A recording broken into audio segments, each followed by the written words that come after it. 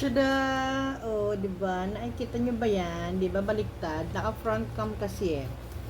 So ito ay coffee. Gift ito nila Renz kay Kuya, kay Kim. Nung isang araw ko pa siya gustong timplahin. Puro coffee yan guys. Ayan o. Kita niyo may mga flavor yan na nakasulat dyan. Ito ay French vanilla nakalagay. Ari ko. Tapos, ito, hazelnut flavor. Itong pink. Ito, Irish cream.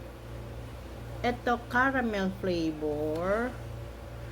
Tapos, ito, traditional. Ito, spice flavor. Ito, mocha latte. Ito ay French vanilla flavor. Ito ay peppermint. Oh, ayan. Oh, diba? So, titikman ko siya, kakapingin ko siya. Tapos pala guys, andito sa mga ano niya, oh. Nakalagay yung mga ingredients sa siguro. Katulad nitong French vanilla. Nakalagay dito, sugar. Mga ingredients niya, kung ano yung mga nakalagay. Ayan.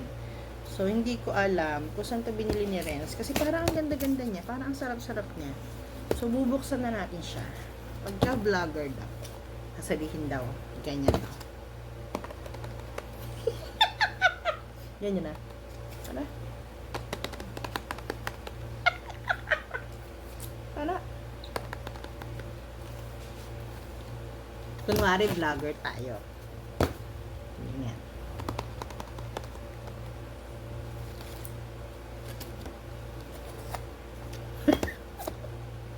Parang di bagay. Tapos ito gusto ko titikman ito ito, ano ba? Ito guys ito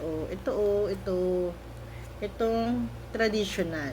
So parang kape lang talaga siguro natin siya. Nakakaping barako lang to, ano. Kasi hindi ako mahilig yung mga may flavor na kape. Hindi ako mahilig dun. So ayan. Cute nga niya. Ito maganda itong panregalo eh. Saan kaya ito nabili ni Renz? Renz, ano ba ito nabili, Neng? Gusto ko to. Kasi daw mahilig mag-coffee si Kim, kaya ito yung niregalo nila. So ito di ba triangle? Gaganulin natin.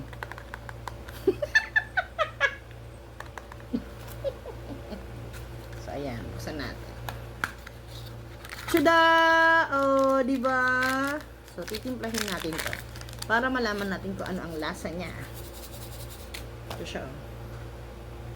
Di ba? Wait lang, kukuha tayo ng hot water. So ayun na nga. Ito na yung ating hot water. Ito na. Pero hindi ko siya pinuno. So, tingnan natin kung anong lasa nito. Amoyin muna natin, syempre. Ang bango. Wait nga lang guys, daddy. So, ito guys. Kunwari vlogger. Ayan. Hindi ko pa ano yung amoy. Kasi parang amoy kape na parang amoy tsokolate, parang amoy Milo naman, hindi ko mawari. Ayan. Oh, di ba? Tapos haluin natin. Amoy muna natin. Amoy kape. Parang hindi na siya lalagyan ng sugar kasi kumpleto na to. Baka 3-in-1 lang to. Titikpan natin.